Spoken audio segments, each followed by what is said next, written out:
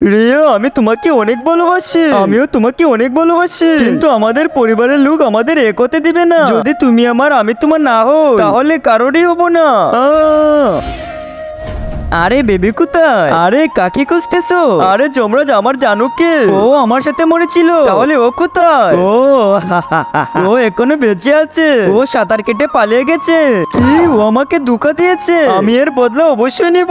Yamraj please আমাকে পৃথিবীতে পাঠিয়ে দিন। আমাকে বদলা নিতে হবে, এটা কোনোভাবে সম্ভব নয়। মহারাজ প্লিজ, মহারাজ পাঠিয়ে দিন, পাঠিয়ে দিন মহারাজ। দেখুন না, মেয়েটা অনেক সুন্দর।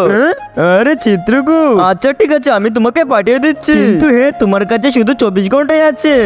আই লাভ ইউ তনু, আমি তোমাকে অনেক ভালোবাসি। আর আমাকে? হ্যাঁ রিয়া, তুমি বেঁচে আছো?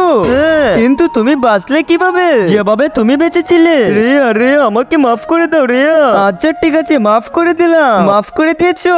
হ্যাঁ, কারণ হচ্ছে আমি তোমাকে এখনো ভালোবাসি। I am sorry Riya, I love you. তার আগে তোমার কাছে কোনটা সবচেয়ে বেশি দামি, এক বস্তা টাকা নাকি মা বাবা? যদি মা বাবা হয় তাহলে ভিডিওটি লাইক করে চ্যানেলটি সাবস্ক্রাইব করে দিও। আর যদি লাইক সাবস্ক্রাইব না করো, তাহলে আমি বুঝে নেব তুমি মা বাবাকে একটুও ভালোবাসো না। I love you too. তুমি আমাকে ধোঁকা দিয়েছো। হ্যাঁ, আমার বদলা পুরা হয়েছে।